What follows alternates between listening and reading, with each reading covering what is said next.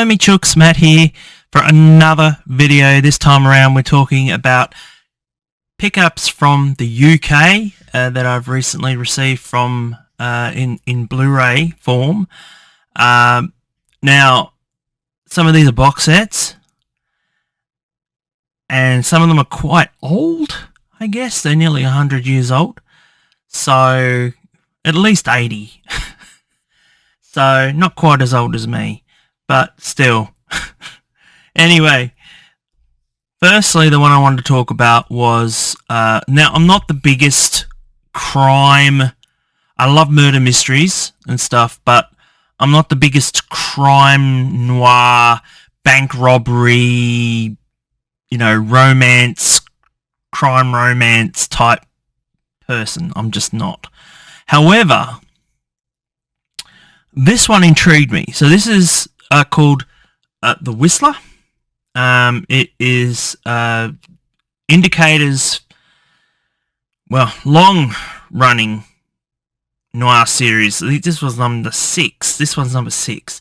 So, but this actually has about, I think it's 8 films. 8 films. There you go. 8 films of The Whistler. Now, why did this intrigue me, since I'm not a big crime fan? Well, so this is kind of like, just imagine Twilight Zone. What would Twilight Zone be without Rod Serling introducing it and giving it a moral at the end? This is very much the same. These were mid-1940s, these were created. They were based on the radio because radio was king back then. And they would base a lot of things, The Shadow and all that sort of stuff. But this one was about the Whistler, and he would introduce a story, whereas he's not in the film itself, throughout. He will introduce it, and he's an omnipresence. So he still exists in the film, even though he's not there. So, for example, they'll talk about, they'll say, hey, what's wrong with you? And the criminal or whatever will go, I don't know, I could just thought I heard whistling, and that sort of presence. And so, yeah, he's not a human as such. He just exists. And I really like that. I really like that. So I'm really looking forward to delving into these series of films. They have the same star in them. He plays different parts, however. So in each film, some good, some bad. And I really look forward to actually getting into this series. Like I said, there's 8 films. There's The Whistler, The Mark of the Whistler, The Power of the Whistler, Voice of the Whistler, Mysterious Intruder, Secret of the Whistler, The 13th Hour, and The Return of the Whistler. Now, one thing you should also know is that these are black and white, and they're also, some are directed by William Castle, who also directed and pretty much became the schlock kind of horror king back in the very early 50s and such, with 13 Ghosts and The Tingler and movies like that. So this is one of his sort of earlier forays. Really looking forward to this. Do check it out if you can get your hands on it. I waited till this became a fairly a cheap acquisition, I guess you could say, before I went out and got it. But yeah, I am really honestly looking forward to delving into this. I love stuff like The Third Man and that sort of, A Touch of Evil and that sort of thing. But yeah, it's just, this really intrigued me with this character. So yeah, I'm really looking forward to delving into this one. Next up, I've got a Eureka release, which is strange because Eureka's actually released this looking like an Indicator release. Now, Indicator has a specific look, and I've sort of I'm not complaining, but they have sort of gone a different direction with the way that they used to do things with Eureka. And this is called Mabuse Lives. Now, but as you can see, it's very similar to the indicator box. See, very similar. But this one's from Eureka, and it's Mabuse. Now, if you don't know who Mabuse is, kind of imagine the guy behind me, Fu Manchu. So Fu Manchu was a villain, and the story always kind of centered around Fu Manchu. This very much centers around Mabuse, who is a German villain, and he kind of wants to destroy the world, or destroy, the Germany or whatever. It's this, and it goes back to earlier films of. So this actually goes back to films that were produced by Fritz Lang early in the 1920s, as silent era, and he sort of got a bit of a Mabuse got a little bit of a following through his actions of evil. And so this actually contains 6 Mabuse films that they made over a certain time. They even remade one of Fritz Lang's earlier films. I'm not sure which one that was. I think that's The Testament of Dr. Mabuse. But the actual strange thing is, the guy that plays the detective in this, I don't know if it's in with all films, but he was the guy that played the villain Goldfinger. He plays the detective in this for a number of the films.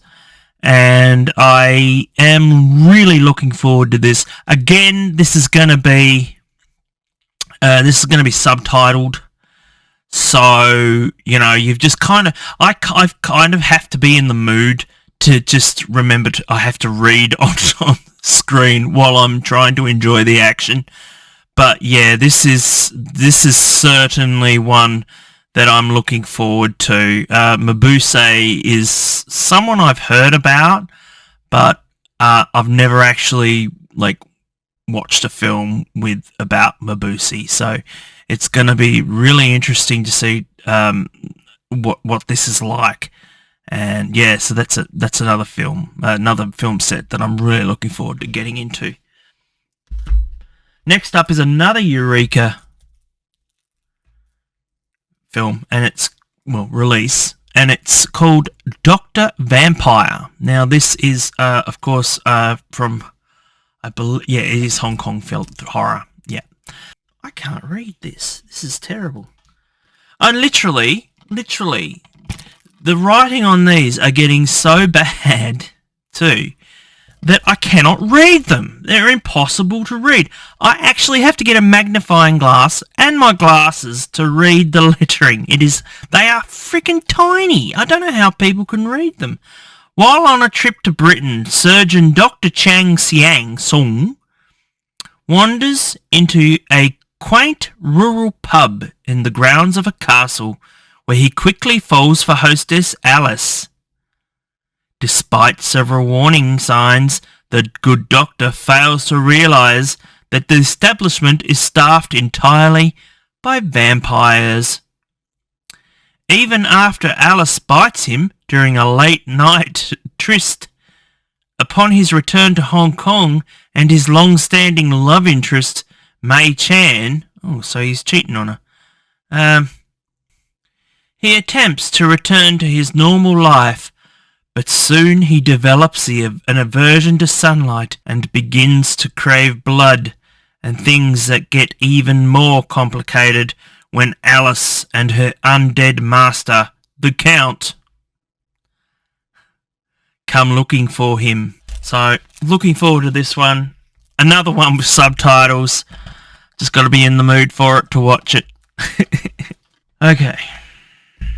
Another one with subtitles. This is a 4K. Now, I own the Seven Samurai in 4K, the BFI version, which is the HDR version for a black and white film to have HDR in it. But believe me, it works and it looks nice. Anyway, this is the, well, kind of like the semi-sequels. So this is Yojimbo and the two films. So it's Yojimbo and Sanjuro. And these are also for the BFI release, and looking forward to getting into this. These films are long. They are beautifully shot. I mean, it's Akira Kurosawa who directed these, and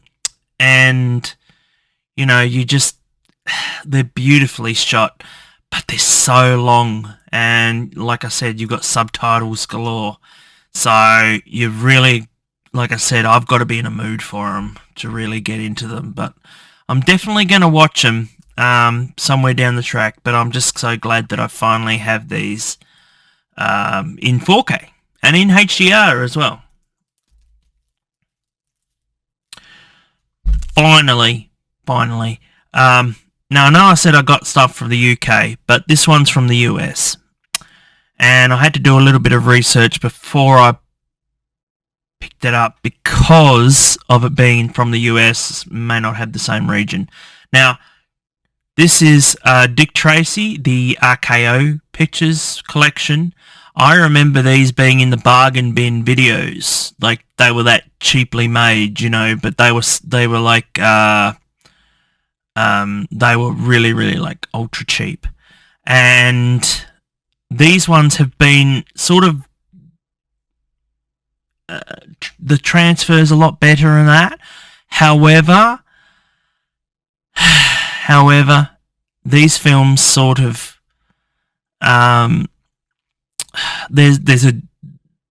they didn't quite take the care that they needed to take with them, and some of the first one that I watched was quite jittery, and so you just had to try and adjust your eyes to the jitteriness.